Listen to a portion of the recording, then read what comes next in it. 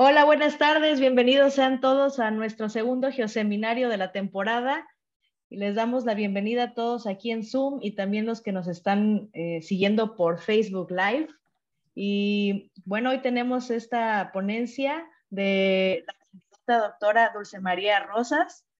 Ella nos trae el tema de las ciencias de la tierra en la conservación de los bosques y el agua.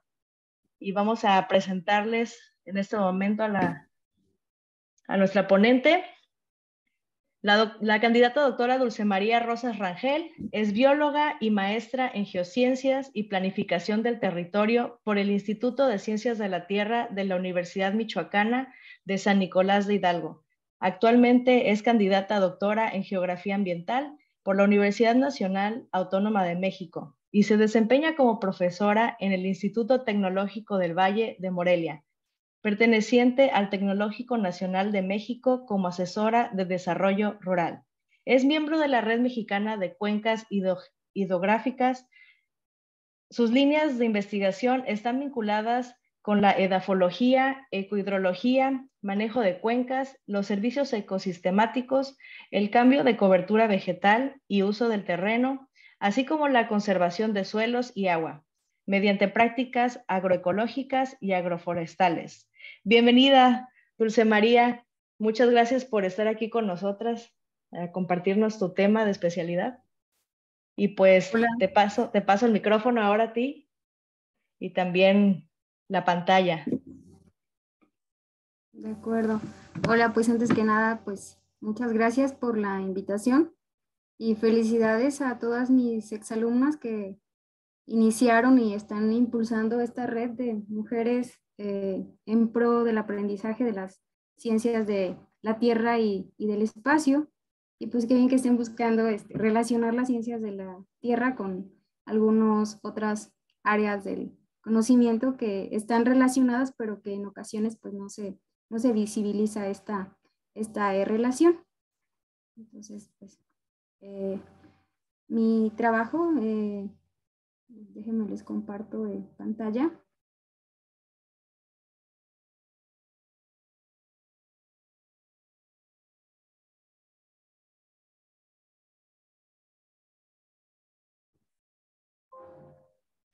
Bueno, le titulé Las ciencias de la tierra en la conservación de los bosques y el agua. Es un trabajo que he venido realizando desde 2009, pero no es un trabajo solo. Para poder realizar todas estas actividades, pues hay una serie de colaboradores, de investigadores, de asesores y de alumnos que pues están detrás de él. Entre ellos está el doctor Emanuel Mendoza, el doctor Alberto Gómez Tagle, el doctor Conrado Tabón y bueno, muchos alumnos que no me alcanzaría quizá el espacio para escribir sus participaciones en residencia, servicio social, etcétera.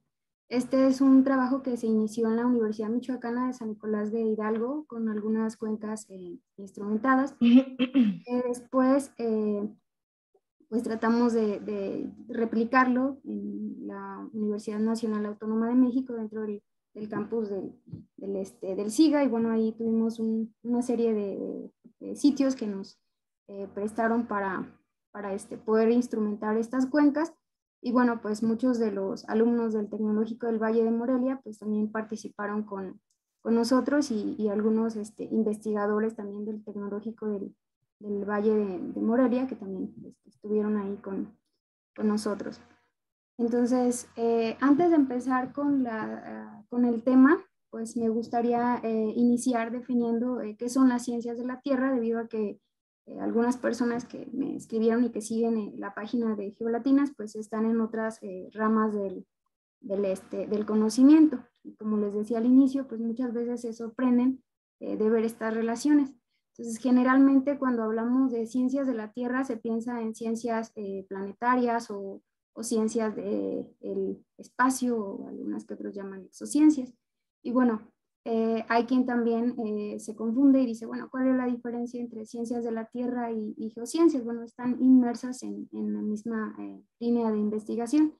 Y dentro de las ciencias de la Tierra, pues también están algunas ciencias ambientales que se interrelacionan, como la ecología, Y dentro de las ciencias de la tierra también son partícipes las ciencias forestales en sus diferentes ámbitos y sobre todo las ciencias del suelo, que podemos a su vez subdividirlas en edafología y pedología.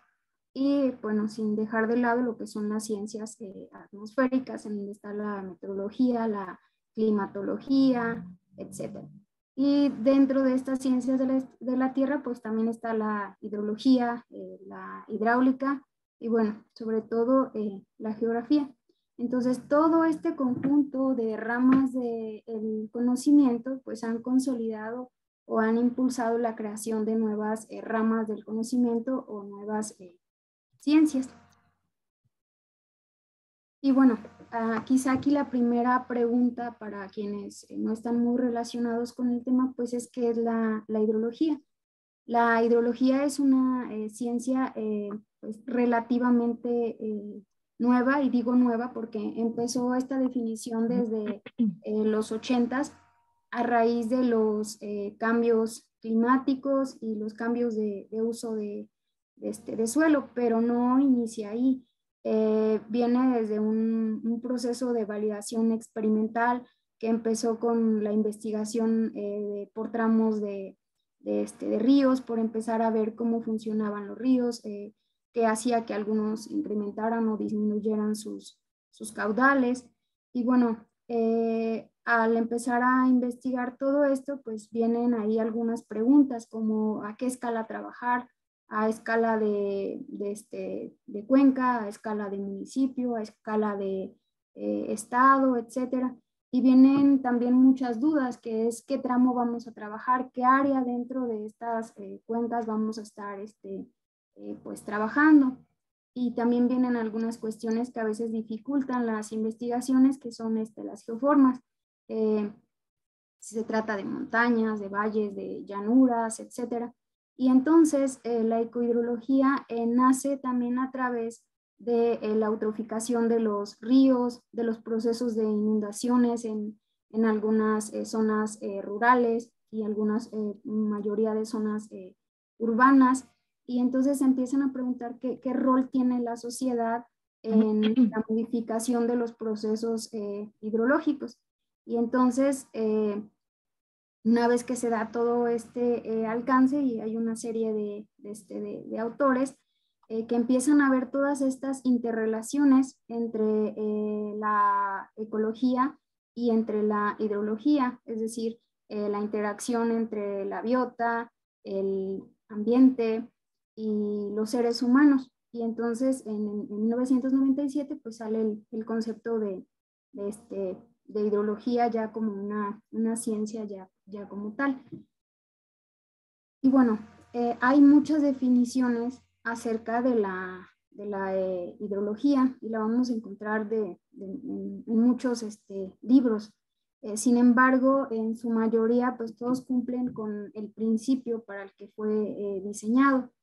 Vamos a empezar con la primera definición que dio Zalewski en 1997, que dice que la ecohidrología es la restauración y gestión sustentable del recurso hídrico para la administración de la degradación ecológica del agua y de sus procesos en la superficie. Entonces, si observamos esta definición, el nacimiento de esta ciencia tiene mucho que ver con los problemas ambientales que se están viendo en la actualidad y que se empezaron a ver desde mediados de los 50. Después, Beudergat en 2002 dice que es un paradigma completamente, porque solo es la fusión de hidrología con ecología, en donde se insertan metodologías que buscan soluciones medioambientales, pero que lo interesante de esto es que busca la colaboración de diversas profesiones, es decir, que no es una rama que se casa solamente con una línea o con un cierto número de profesores enfocados a un fin común, sino que integra edafólogos, hidrólogos, ingenieros hidráulicos, biólogos, inclusive economistas. Y entonces, después viene otra definición que dice que la ecología integra conceptos y métodos de la hidrología, la ecología, la ecofisiología, y aquí es un punto importante porque dentro de la ecofisiología se ve cómo funcionan las plantas. Entonces, lo interesante de la hidrología con estas definiciones es que no solamente estudia la parte superficial o lo que nosotros podamos ver, sino que además también asimila cómo funcionan las plantas y qué papel tienen estas plantas, qué papel tiene la biota en cuanto a sus hábitats en los procesos y mecanismos ecológicos y cómo estos influyen en los procesos hidrológicos. Y bueno, finalmente Gómez en 2017 dice que la ecohidrología es una ciencia transdisciplinaria que examina las interacciones del ciclo hidrológico y la respuesta que tienen a los ecosistemas. Entonces, y bueno, si nosotros empezamos a consultar, vamos a encontrar muchas definiciones, pero en todas ellas se engloban varias cuestiones. Una que es una ciencia transdisciplinaria que estudia los procesos ecológicos, que estudia los procesos hidrológicos y ecofisiológicos.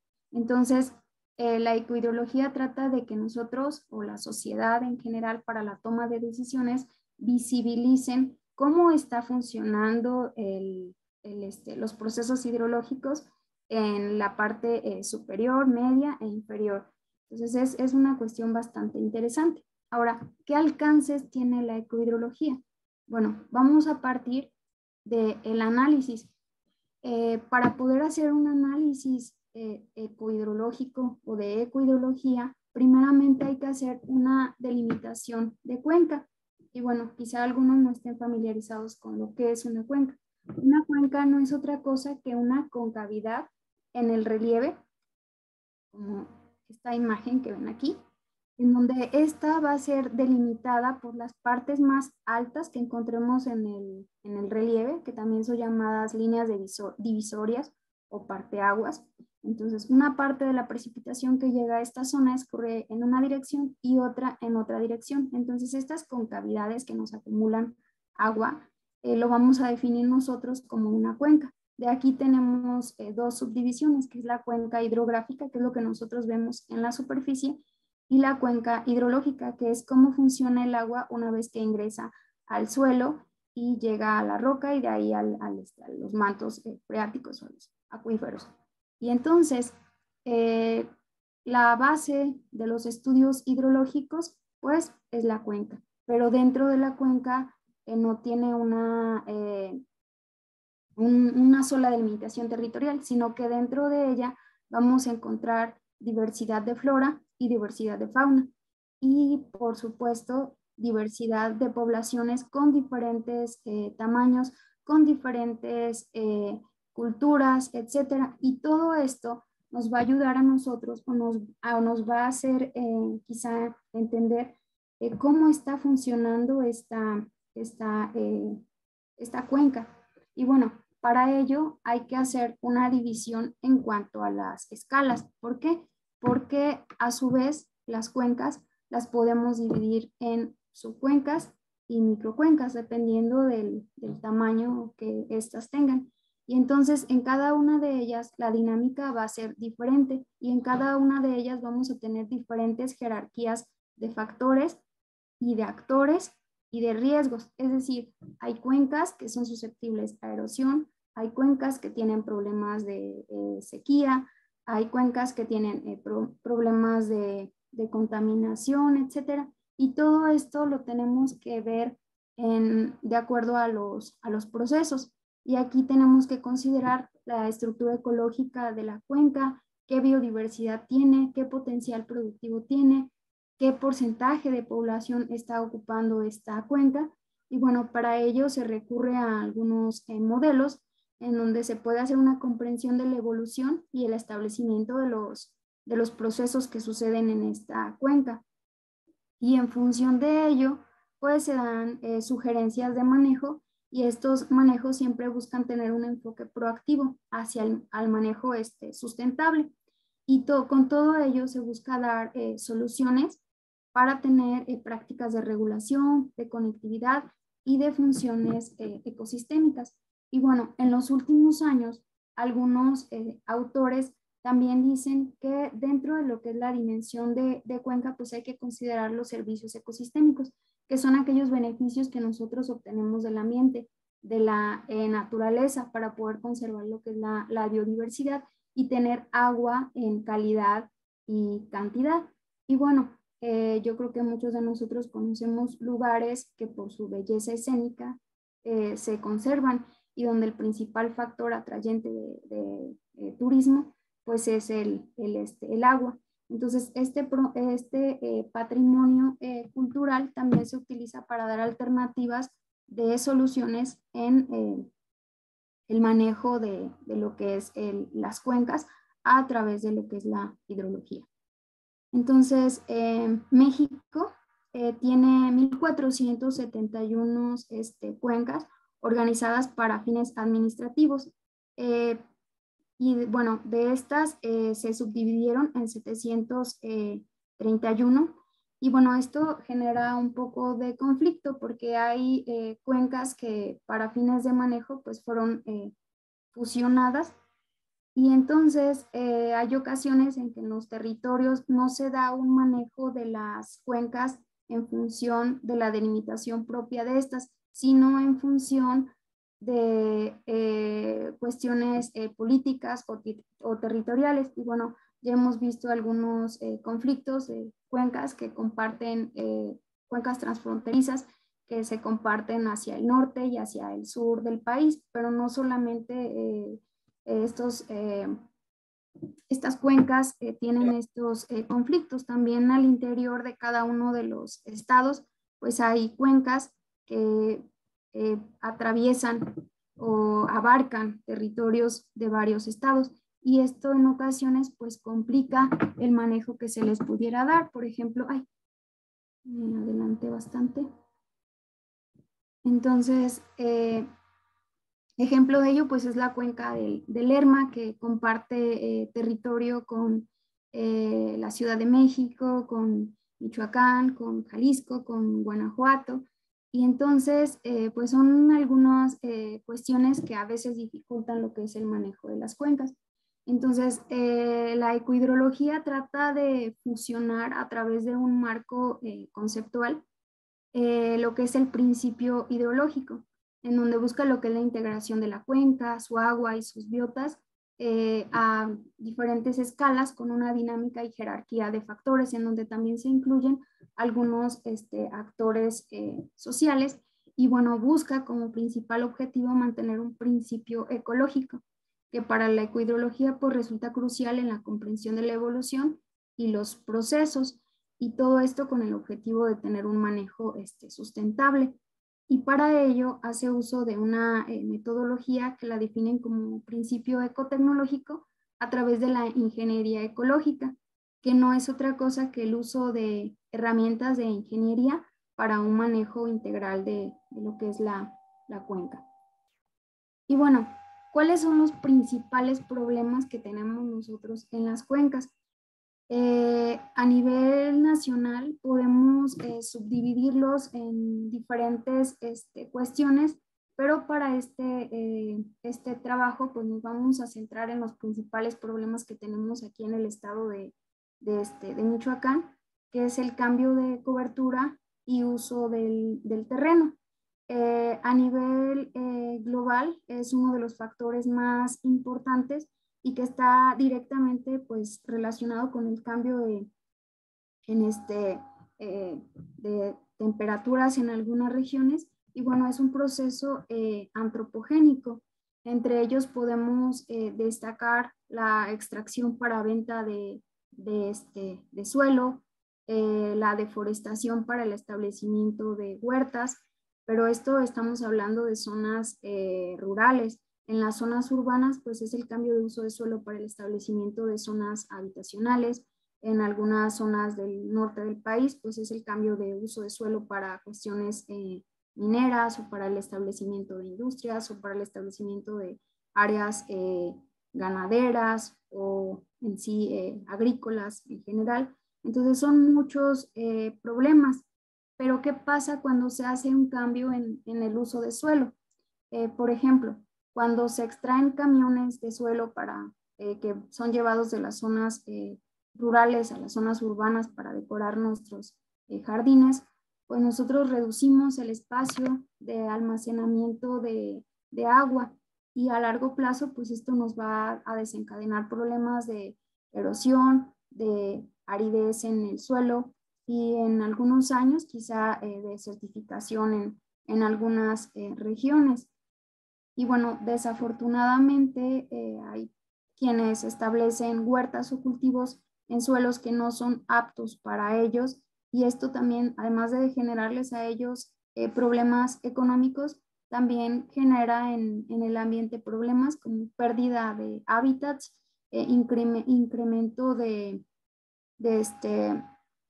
o arrastre de sedimentos a los ríos, y bueno, finalmente pues todo este suelo que se queda desnudo pues va a llegar a los cuerpos de agua y empieza a solvar los ríos o los manantiales, y pues también esto pues hace que se pierda este recurso, que disminuya su calidad. Y bueno, pues todas las especies que habitaban en estas zonas pues tienen que desplazarse a otros lugares, y entonces por eso no es raro que después veamos ahí en las noticias que se vio avistamiento de pumas o de cacomixtles o de águilas en algunos hogares, porque nosotros los estamos desplazando a través de estas acciones en el cambio de cobertura y uso de suelo.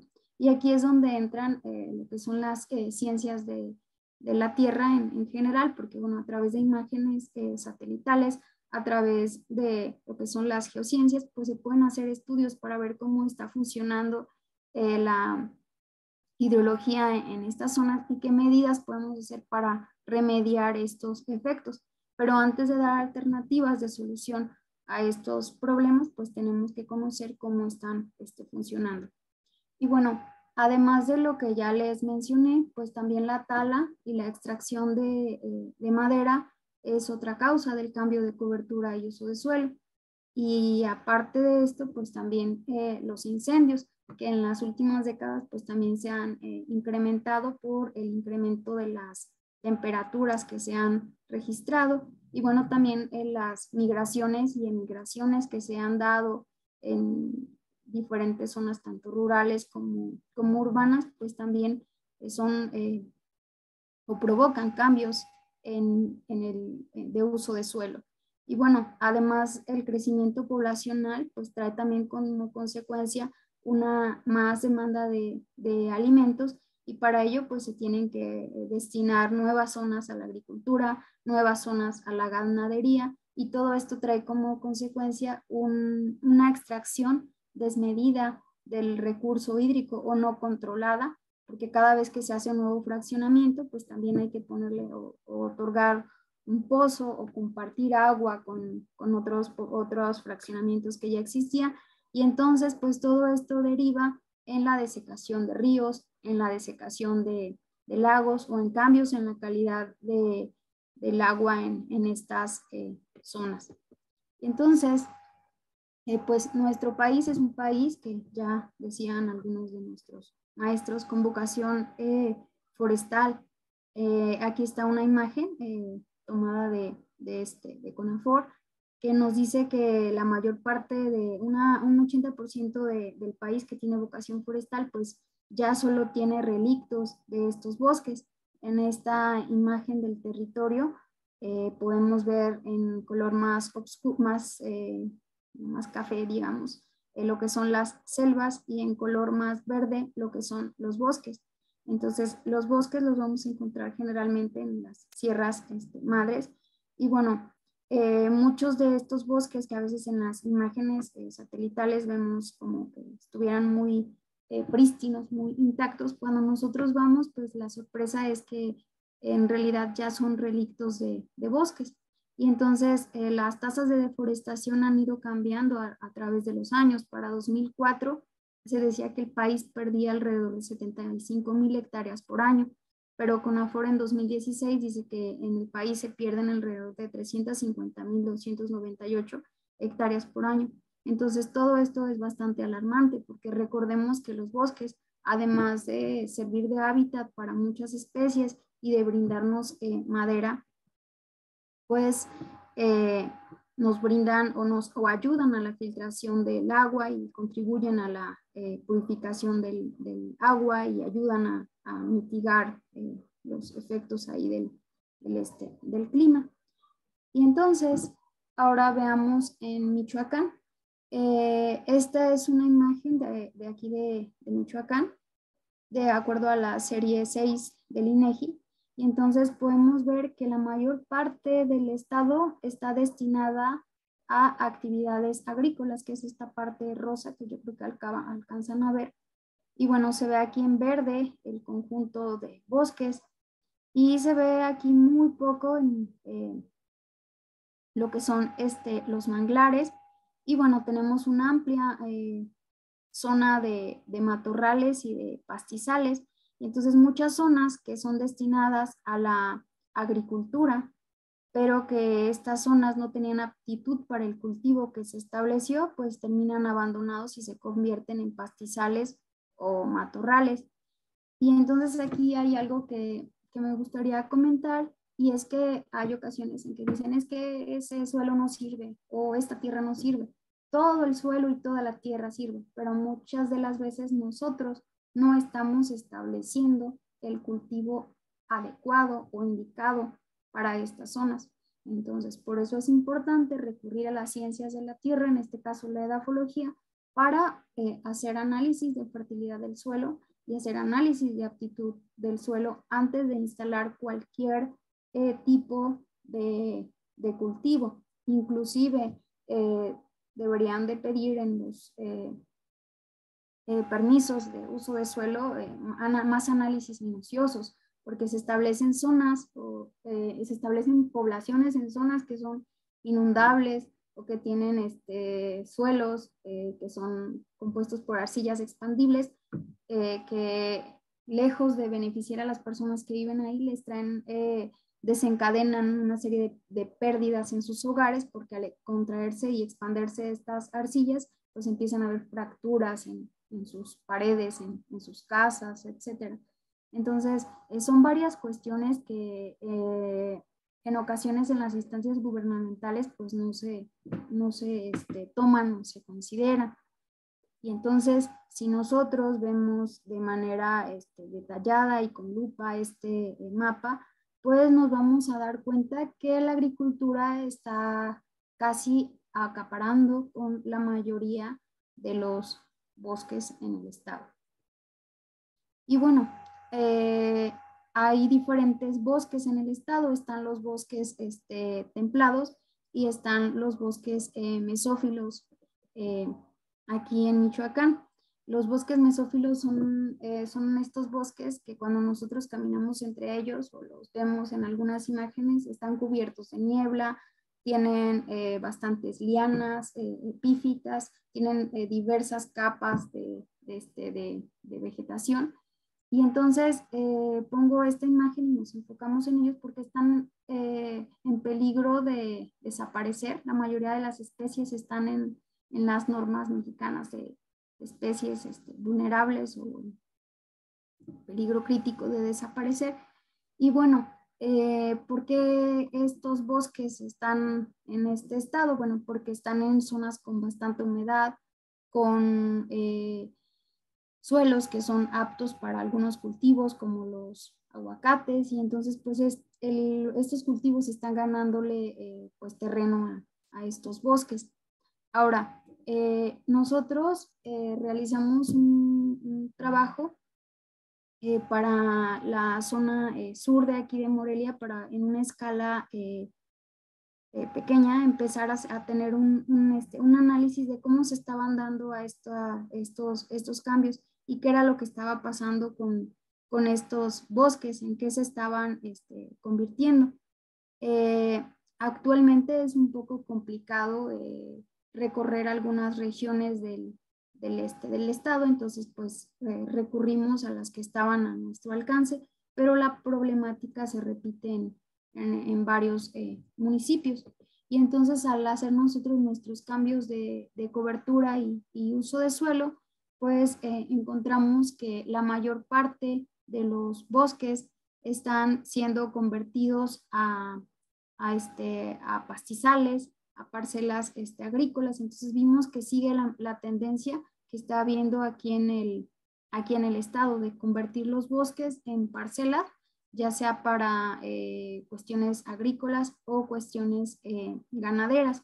Pero no solo eso, sino que una vez que se abandonan las parcelas y que éstas se quedan sin vegetación, empezamos a tener problemas de erosión y empieza el surgimiento de cárcavas, que también van a desencadenar una serie de acarreos de suelo que van a solvar a los ríos a donde van a llegar. Y bueno, también empezamos a ver ya presencia de algunas huertas de aguacate.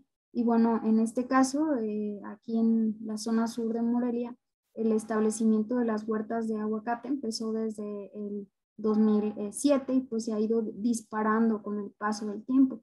Pero de 2010 hacia acá empezamos a ver que no solamente las huertas están haciendo un cambio de uso de suelo, sino que también se están empezando a asentar fraccionamientos que se llaman o se hacen llamar ecológicos, y entonces pues esos también están generando un cambio paulatino de la estructura de los bosques, porque ahora sí que a paso de hormiga o a paso lento van cortando poco a poco la vegetación para adecuar las zonas en donde se van a asentar estas viviendas.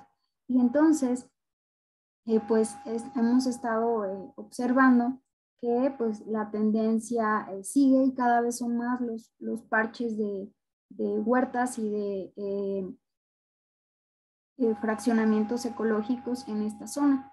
Y la importancia de esta zona radica en que es la parte alta de la cuenca de lo que es el lago de Cuitzeo y la cuenca alta de lo que es el Balsas. Entonces las repercusiones que se den en la zona sur del municipio de Morelia no solamente van a impactar a Cuitzeo, sino también a largo plazo van a impactar a lo que es la zona del Balsas, porque es una zona que es la zona del parteaguas entre estas dos cuencas. Entonces, muchas veces pensamos que lo que nosotros hacemos en una área de la cuenca solo va a ocurrir ahí, pero es un efecto cadena. Si nosotros deforestamos la parte alta de la cuenca, vamos a ocasionar problemas en la parte media y vamos a acarrear esa problemática a la parte baja de la cuenca. Entonces, lo que se haga en esta zona, que es la parte alta, pues va a tener consecuencias dentro de toda la cuenca. Y entonces, después viene una pregunta que es, bueno, ya conoces cómo es el uso de suelo en la zona, ya sabes qué actores están trabajando, ya sabes qué actividades productivas se están dando. Y entonces, ahora viene la pregunta de cómo vamos a determinar la dinámica hídrica en los bosques, es decir, qué está ocurriendo al interior del bosque en cuestiones hidrometeorológicas. Entonces, para ello, pues hay que cuantificar diversos procesos, entre ellos la precipitación, que bueno, la precipitación la podemos subdividir en precipitación incidente, que es todo el agua que cae en algún lugar a través de pluviómetros automatizados o pluviómetros totalizadores, y la precipitación efectiva, que es aquella que logra atravesar el dosel, todas las hojas de los árboles, y llegar al suelo. Y bueno, también tenemos lo que es el flujo fustal o escurrimiento fustal, que es el agua que escurre por los troncos de los árboles y que en teoría sería el agua que están captando los árboles para infiltrar al suelo. Y bueno, además de esto, pues en las zonas de mesófilos o zonas donde tenemos presencia de niebla, pues también se cuantifica la precipitación horizontal o la niebla a través de colectores tipo Hubik. Y entonces todo este equipo se coloca en cuencas instrumentadas. Las cuencas instrumentadas son instrumentos que permiten valorar los efectos de diferentes coberturas y la influencia que tienen estos factores en los ciclos hidrológicos. Aquí en Michoacán actualmente hay una estación ecohidrológica que se llama Alto Fresno, que está acá por la zona de Mecuero. El encargado es el doctor Alberto Mistagle. Y bueno, en la zona sur en la zona sur de Morelia tenemos montada otra estación ecohidrológica que también está ahí monitoreando estos parámetros. Y bueno, ¿por qué es importante o por qué les comento de estas cuencas? Bueno, porque en la cuenca de Alto Fresno se monitorean lo que son los bosques templados y en la cuenca de acá de sur de Morelia, pues está monitoreando lo que son los bosques mesófilos y además se está monitoreando otra cuenca que tiene usos mixtos. ¿A qué le vamos a llamar usos mixtos? Bueno, a estas cuencas que comparten agricultura, bosque y zonas poblacionales. Entonces, nosotros instrumentamos estas cuencas y pues estamos viendo cómo es esta dinámica y cómo están repercutiendo las huertas o los cultivos en los cambios de caudales. Entonces, en estas cuencas, pues además de los parámetros que les dije anteriormente, pues también estamos cuantificando lo que es el escurrimiento superficial, y este se realiza a través de vertedores. Los vertedores son estas construcciones que ustedes ven aquí, que tienen una salida en forma de V y que, bueno, acumulan el flujo de agua que escurre en la cuenca y pues se realizan calibraciones para que de manera automática podamos saber cuántos litros por segundo están pasando en cada una de las cuencas. Entonces, en este caso, aquí está la cuenca que tenemos en el bosque, la microcuenca que tenemos en el bosque y la otra microcuenca que tenemos en la zona de uso mixto.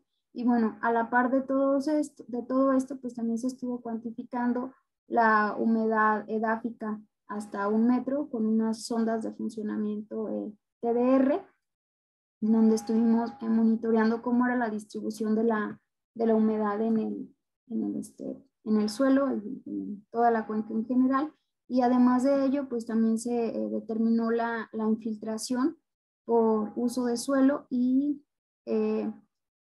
pues todo esto nos ayuda a entender cómo está funcionando la cuenca en general. Y bueno, algo muy importante de este trabajo de investigación es que estuvimos midiendo la captación hídrica por escorrentía cortical. Esto es, estuvimos midiendo 75 árboles de 9 especies más representativas. Y entonces, pues estas especies, a cada una de ellas se les puso un anillo colector como este que se ve aquí, y en cada evento de precipitación estuvimos midiendo cuánta agua, ahora sí que cuánta agua cosechaba o cuánta agua colectaba cada árbol para tener una idea de cómo estaban funcionando la estructura de estos árboles en el bosque. Y bueno, ¿cuál es el objetivo de todo esto? Poder dar herramientas para la reforestación. Generalmente en los viveros forestales solamente se sembraba en años anteriores pinos, pero hay otras especies que también son de importancia para la captación de agua. Y bueno, entre ellos pues encontramos el Pinus leiófila, que es una especie que no solamente es de los que más cosechan o captan agua, sino que además pues produce resina que deriva en otras actividades productivas en las poblaciones de las comunidades rurales. Y bueno, tenemos otra especie que es la cletra mexicana, una especie característica de los bosques mesófilos. Y tenemos otra que se llama el Simplocos citrea. Y entonces, pues estas especies no son muy comerciales, no se producen en los viveros forestales, sin embargo están teniendo pues captaciones muy cercanas a los que podíamos encontrar en el Pinus leiófila. Y además, bueno, en estos recorridos que nosotros hicimos en campo, encontramos algunas especies que no estaban registradas para la zona, como la Magnolia giedana. Identificamos algunas otras como el Ilex landegiana, y bueno, aquí en este sentido de la identificación pues también nos colaboró una maestra de la Facultad de Biología de la Universidad Michoacana, como Patricia. Y entonces pues todo este trabajo, les digo, lleva a muchas personas y bueno, estamos integrando toda la información. Y pues la idea con todo esto pues es que se puedan mantener las actividades productivas. Aquí les puse una imagen de la resina que produce el Pinus leiófila. Y entonces pues tratar de dar o sugerir especies que anteriormente formaban parte de los usos y costumbres, pero que el desuso también ha provocado que ya no se conserven como se conservaban anteriormente. Y bueno, al hacer un estudio de todas estas especies, pues encontramos que algunas, como el madroño, Arbutus jalapensi, pues está también dentro de la categoría de especies amenazadas por la IUCN y está en la norma 059 de Semarnat. También tenemos el Carpinus caroliniana o la morilla, lechillo también le dicen, que también está como amenazada y también está en la norma 059 de Semarnat. Y pues desafortunadamente también nos encontramos algunas especies como el Cornus disciflora, de los que no se tiene información en las normas mexicanas, pero sí están en una categoría de riesgo a nivel internacional.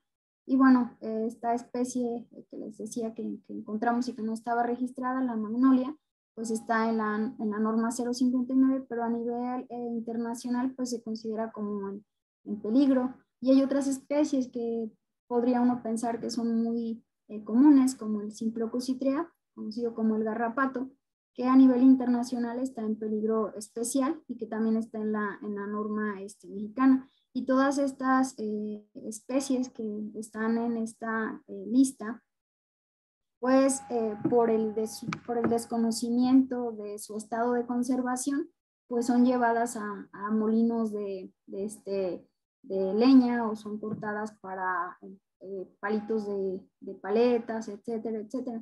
Entonces, pues también hace falta mucha información para su conservación. Y bueno, también tenemos en estos bosques la presencia de lo que es la tilia americana o el cirimo, la tila, y pues que a nivel internacional está al borde de la extinción y que también son cortadas para molinos de leña. Entonces, pues es importante fusionar todos estos conocimientos para tratar de entender qué consecuencias o qué efectos tiene el cambio de cobertura y uso del terreno. Pues principalmente la pérdida de biodiversidad, seguida de lo que es la pérdida de suelos y bueno, el asolve de ríos y manantiales. Esta fotografía es de la zona de estudio donde nosotros estamos trabajando. Y bueno, pues la deforestación está haciendo que cada vez tengamos mayor arrastre de sedimentos. Y bueno, este cambio de coloración en el agua. Hay ocasiones en que vamos a algunos lagos, por ejemplo, aquí en Michoacán, el lago de Pátzcuaro, y lo vemos de este color, así como revolcado, como lodoso. Y entonces pensamos que está muy contaminado, pero en ocasiones no es que estos cuerpos de agua estén contaminados, sino que tienen gran acarreo de sedimentos por la pérdida de suelo que se está dando en las partes altas, y entonces pues esto genera estos problemas. Después traemos estas aguas a las plantas de tratamiento para las ciudades y entonces también esto hace que incrementemos el volumen de materiales con que le damos tratamiento para aclarar el agua y filtrarla. Y entonces, pues toda esta pérdida de cobertura vegetal y todo este crecimiento desordenado de las ciudades, pues desencadena en crecidas extremas, en inundaciones, y a largo plazo, pues esto genera también desigualdad social. ¿Por qué? Porque hay zonas que se venden a precios que nos parecen muy atractivos, pero detrás de ello, pues traen problemas de inundaciones o de falta de agua. Y esto a largo plazo, pues desencadena problemas sociales y sobre todo, pues problemas de salud. Y entonces aquí al final les presento el balance hídrico de un bosque de pino encino. Y bueno, estas imágenes las pongo para que vean cómo se redistribuye la precipitación en cada uno de estos ecosistemas. Es decir, aquí del 100% de la precipitación que ingresa en promedio al bosque de pino encino, un 17.2% se queda en el dosel a través de lo que se llama intercepción del dosel, es decir, el agua que se queda contenida en las hojitas de los árboles o la vegetación en general. Un 69.75% se evapotranspira, un 2.2% escurre a manera de flujo subsuperficial y tenemos tasas de infiltración pues muy bajas. También podemos ver los cambios en los contenidos de humedad que resultan negativos. Esto quiere decir que estamos sacando más agua de la cuenca de lo que ingresa. Y bueno, tenemos un 14.25% de escurrimiento. Entonces es importante conocer estos parámetros porque a veces nos venden la idea de que para mejorar el funcionamiento hídrico lo que tenemos que hacer es reforestar o arborizar o llenar de vegetación alguna zona. Y entonces hay que hacer un análisis a conciencia de las especies que nosotros vamos a sembrar en estas zonas, porque algunas de estas especies pues tienen tasas de evapotranspiración bastante altas cuando son especies exóticas y que en muchos casos se vuelven invasoras y desplazan a la vegetación nativa. Y lejos de nosotros solucionar estas problemáticas, empezamos a desecar cuerpos de agua, empezamos a volver árido nuestro suelo, etc. Y entonces aquí está el balance hídrico en el bosque mesófilo. De aquí la precipitación, perdón, que representa el 100%. Vamos a tener una intercepción del dosel del 15.64%. Un flujo superficial de un 2.2% y bueno, tenemos una infiltración de 9.24% y una evapotranspiración de 59.65%. Entonces, lo que quería que vieran aquí es que la evapotranspiración en estas zonas, en los bosques mesófilos, donde tenemos presencia de nubes o de niebla, pues la evapotranspiración se reduce considerablemente. Entonces, y bueno, ya nosotros o ustedes se han dado cuenta en los últimos días la percepción de calor que se tiene en zonas en donde no contamos con árboles y que solamente tenemos el asfalto. El asfalto sella el suelo y evita que el agua se infiltre. Entonces incrementa el agua que escurre y esto a largo plazo pues nos va a desencadenar problemas de inundaciones. Y bueno, aquí está el balance hídrico en la microcuenca de usos mixtos, donde igual la precipitación representa el 100% y de esta se va a dividir en un 12% en intercepción por el dosel y vamos a tener también la evapotranspiración, en este caso de 58.1%. Y entonces si nosotros vemos estos datos y los comparamos, pues en este caso empezamos a ver que la evapotranspiración disminuye, pero esto es porque son cultivos que no son, son cultivos anuales, no son cultivos perennes. Y bueno, pues en estas zonas de microcuencas de usos mixtos, pues tenemos aquí el problema del arrastre de sedimentos que ya veían ustedes en la imagen. Y bueno, pues ¿qué conclusiones tenemos? Pues que los bosques aportan múltiples servicios ecosistémicos y que es necesario pues formular estrategias y planes de conservación que estén enfocados al ordenamiento del territorio para que se pueda tener un uso sustentable de los bosques en beneficios de las poblaciones locales y la sociedad en general. Pero para poder dar estas estrategias y planes de conservación, pues no debemos de casarnos o de quedarnos solamente con las recomendaciones que con los planes de manejo, planes de impacto ambiental que venían trabajando. Hay que fusionar o adicionar algunas nuevas cuestiones. Ver mucho estas cuestiones de los suelos y sus propiedades y características y en función de esto determinar si se permite o no un uso de suelo, ver qué especies tenemos y qué impacto van a tener estas especies si llegan a desaparecer. Y bueno, pues el uso de los recursos forestales de forma no sustentable pues genera fragmentación y degradación de los recursos. Les comentaba en una de las imágenes de bosques y entonces estos fragmentos de bosques pues también impiden que algunas especies migratorias puedan transitar o que algunas semillas que lleguen a caer en estas zonas puedan germinar y entonces esto disminuye la capacidad de provisión de recursos hídricos.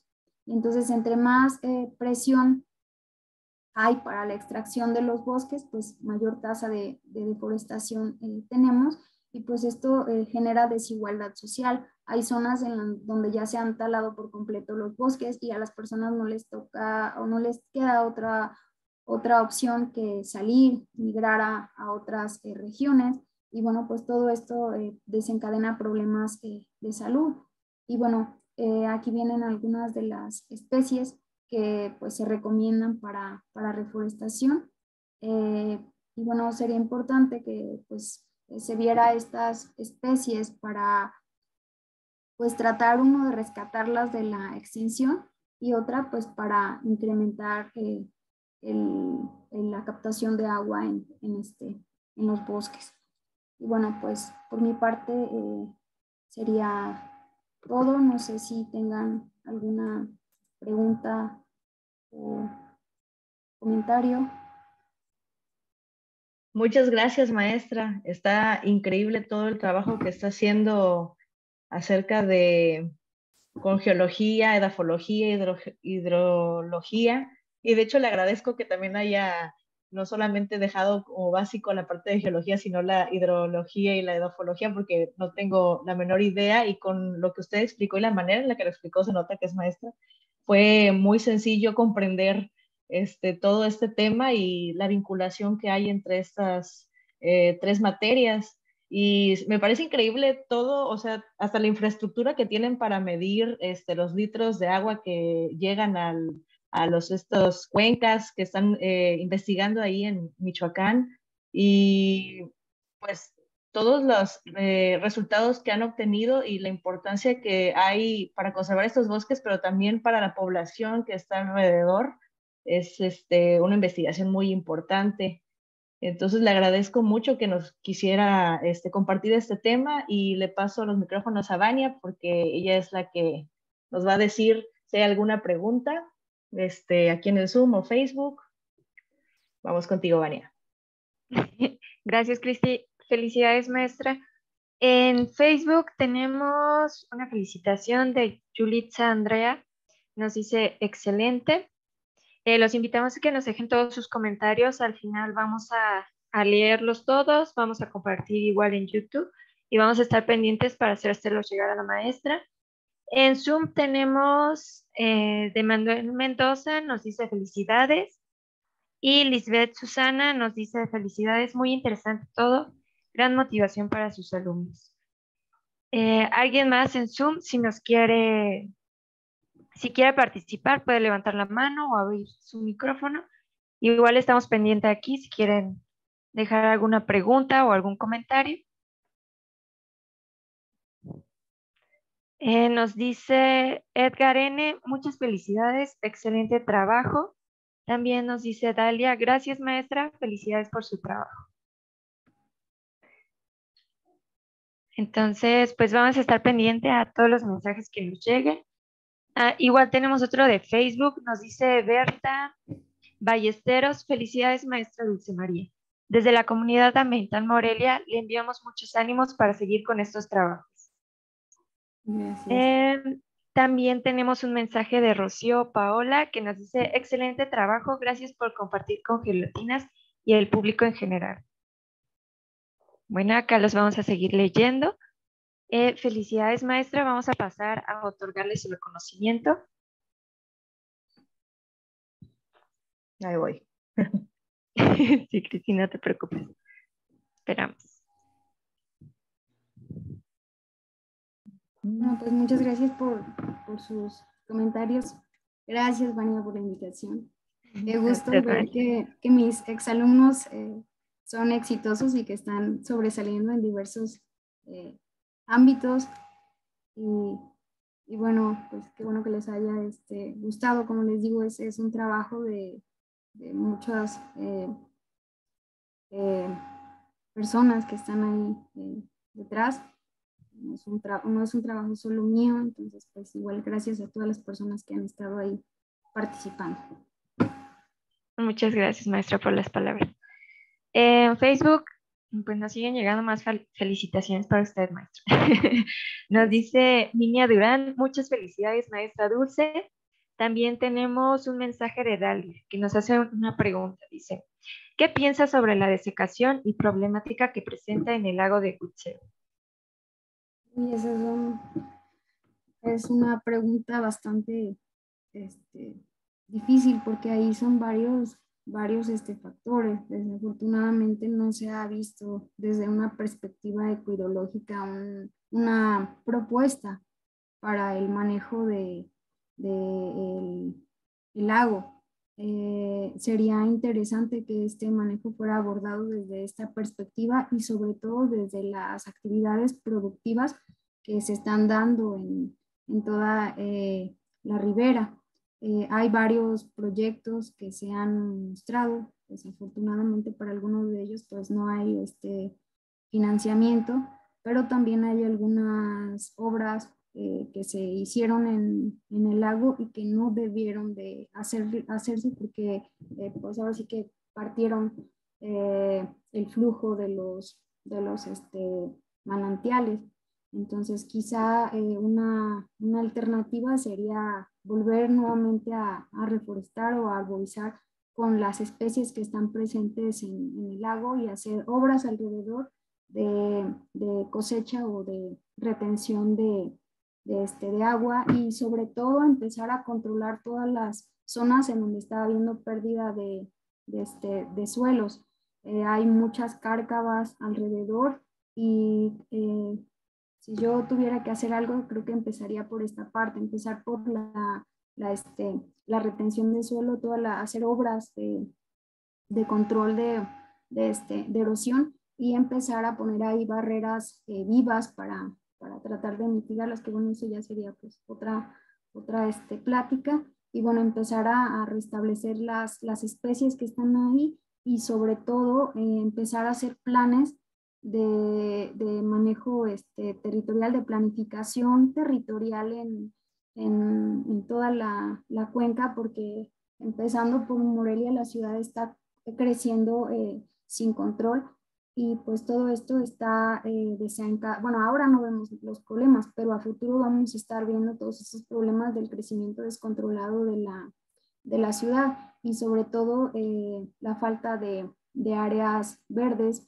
En algunas otras ciudades hay parques o zonas de infiltración y desafortunadamente aquí en Michoacán pues no tenemos ninguno de estos.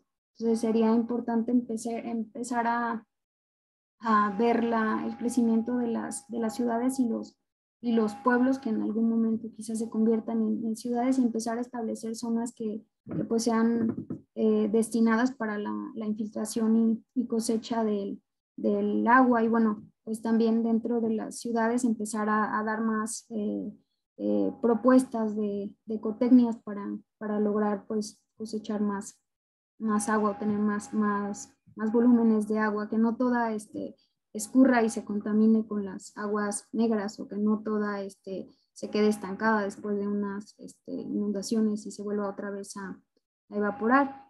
Y bueno, pues también sería importante quizá para cuestiones que ya le tocarán a lo mejor a los ingenieros químicos o ingenieros civiles o ingenieras, pues empezar a poner más materiales que sean porosos y que permitan la filtración del agua, porque cada vez tenemos más suelos sellados en todo el mundo y pues entre más suelos sellados, pues menos infiltración y más evaporación del agua. No sé si respondí su pregunta. Igual hay gente que sí es experta o que ya ha trabajado bastante en el lago de Cuitzeo, entonces ojalá después los puedan invitar para que aborden estas perspectivas. Gracias, maestra. Pues le vamos a anotar en eso. Tenemos otra pregunta de Fernando Quiroz que nos dice, Dulce, para las zonas deforestadas en bosques nativos, ¿crees que la reforestación sea la mejor opción a corto o mediano plazo para la recuperación hidrológica del sitio? Si crees que así es, ¿por qué es la mejor opción? A ver, de nuevo la pregunta. Dice, para las zonas deforestadas en bosques nativos, ¿crees que la reforestación sea la mejor opción a corto o mediano plazo para la recuperación hidrológica del sitio? Si crees que es así, ¿por qué es la mejor opción? Bueno, aquí hay que considerar varios factores. Una es con qué fin se deforestó, y otra es primeramente hacer como, antes de empezar a dar todas estas alternativas, hay que ir a hacer como un análisis de percepción con la gente de las comunidades. Es decir, qué piensan hacer con el terreno, qué alternativas tienen, porque hay ocasiones también en que pues deforestan porque no tienen otra alternativa económica que hacer un cambio de uso de suelo para poder sobrevivir, y se entiende que tienen que hacer uso de los recursos. Entonces, yo sí recomendaría que estas zonas que han sido deforestadas y que en algunos casos clausuradas o abandonadas, pues sí se empezaron a poner ahí algunas especies pioneras para tratar de seguir el ejemplo de la reforestación natural en las zonas.